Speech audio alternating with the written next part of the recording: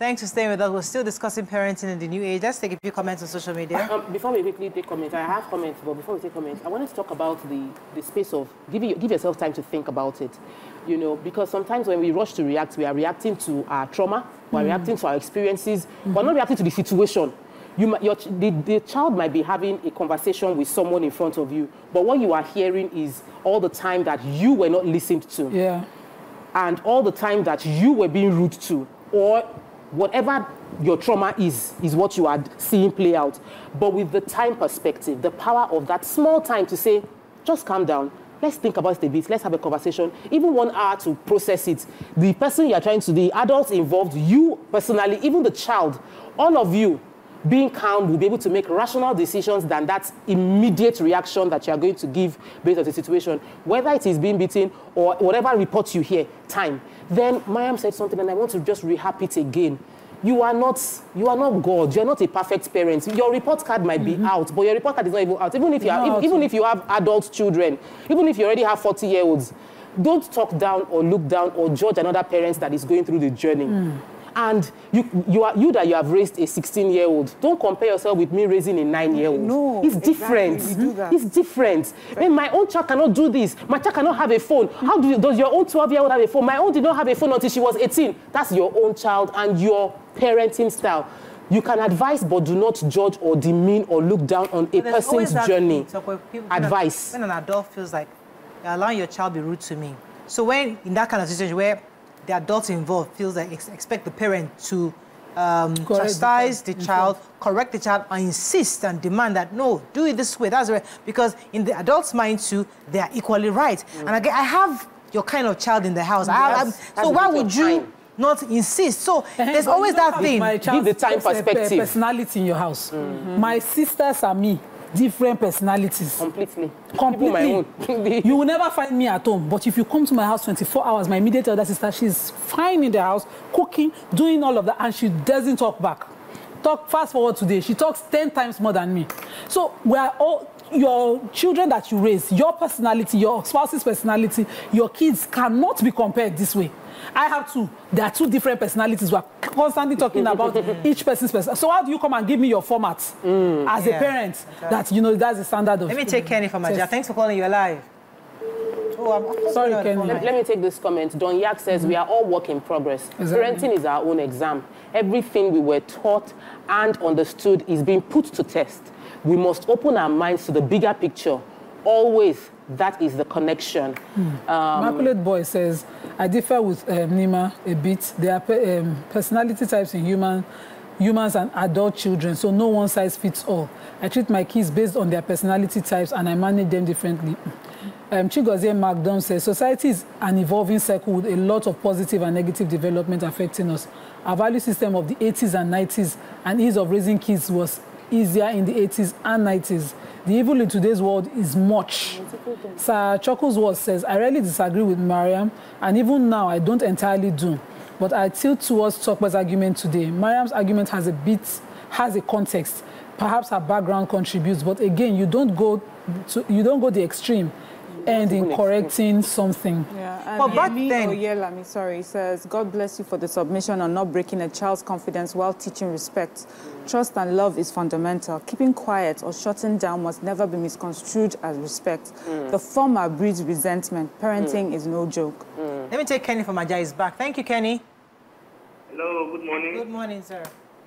Yeah, I like this your conversation this morning. I'm really happy with this conversation. Yeah, I want you to know that for parents also speak to their children rudely, like talk to them anyhow.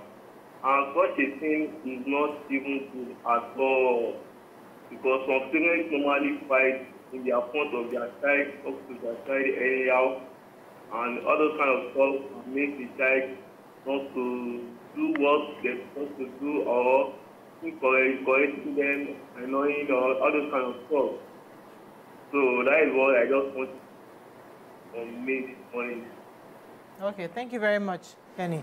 Any more comments on social media? Let me take this one. Okay. Mokoye says, Kayode says, it's safe to say Bobrisky's parents did a bad job because of all his product. And that's, I wanted to disagree. that the adult Bobrisky became is not what his parents worked towards. Does not mean they did a bad job. They did raise his other siblings. He chose to work different. See, we are all parents, and I always like to say it, that our report card, we pray it suits what our intended outcome. Exactly.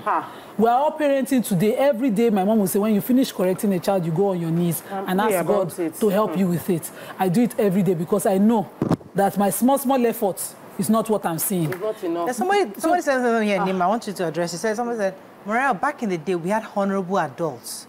Yes. Today, adults are not honorable. Thank you. And they don't teach our children the values that we learn. Back in the day, we had abusive adults too. That's what I was saying to you during the break, that we assume everyone is just like you. Because you're honorable, you understand, but not every human, not every adult is honorable. There are wicked people. The reason why we talk about all sorts of abuses happening in front and behind you is because we have people like that. And so when you're raising a child, I feel that you should bring this into context. There's this thing I heard one time.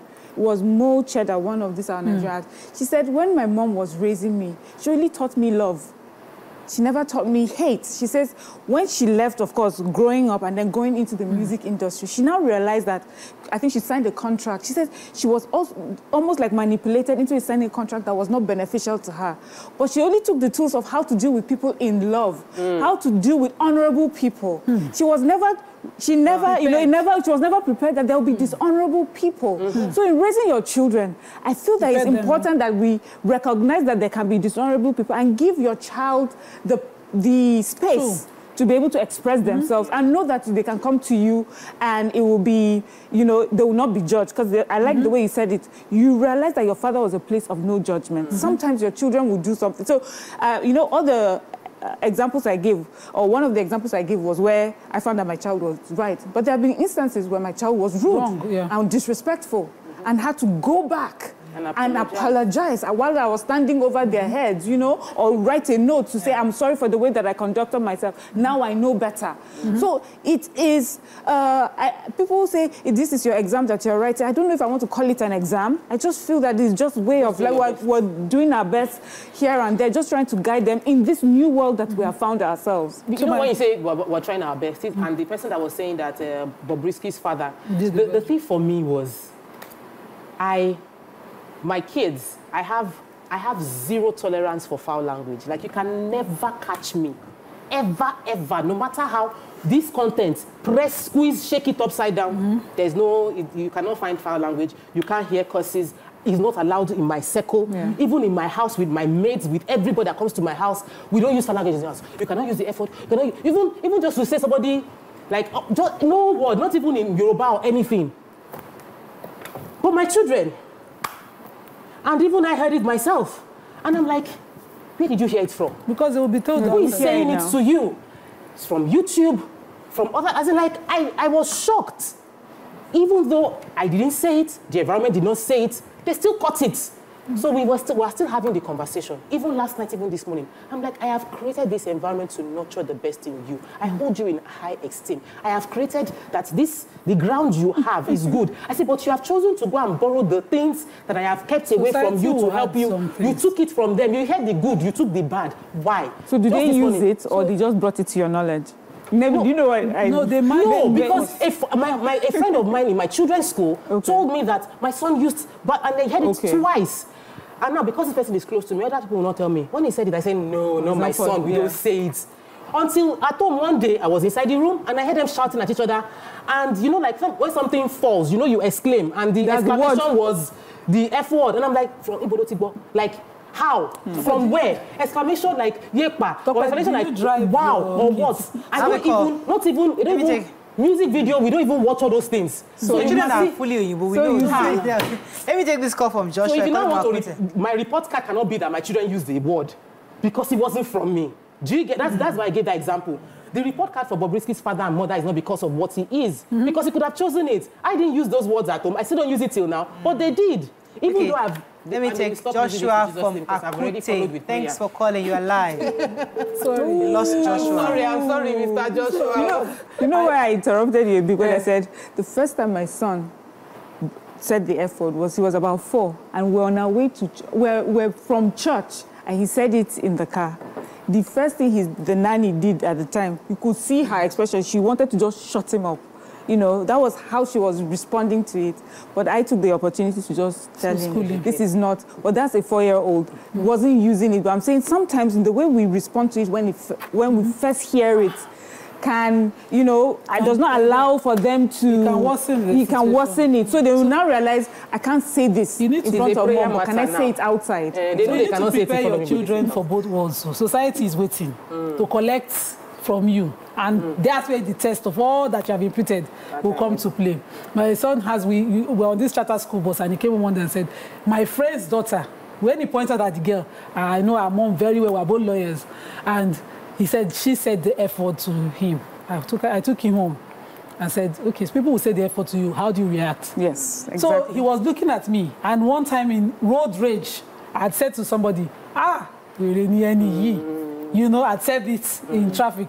And my son was like, maybe I'll just tell the person. In Yoruba, you know, I was like, no. I had to now be preparing my son for when the jabs come, don't cry. You give them back, but you can find the subtle, most nice words. I had to find the words and be throwing them. This is an option, here's an option, here's an option. Because if you don't give them, they will give them the options outside. I grew up in a very balanced, I test everything, streets, house, everywhere. All my Islamic does, test streets outside, follow friends and all of that. And I grew in a way that I have the tools, I don't go home to collect reply. I want my child to be like that. I heard him one time, someone was saying, talking to him, dear Jebo, he spoke in his phonic accent, now he switched to, you know, normal Nigerian English, and he switched straight to Pidgin. I was like, you try, you're balanced out.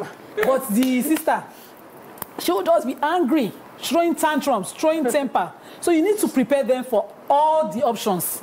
And sometimes it will be us in our vulnerability, in our, you know, humanity, let me not say vulnerable. We too can make errors, like my road rage. I took it, I said, did you see what that person drove? He said, well, mommy, but you said we should not. You know, for me, Nima, I haven't fully recovered from my 2 weeks experience alone with my daughter.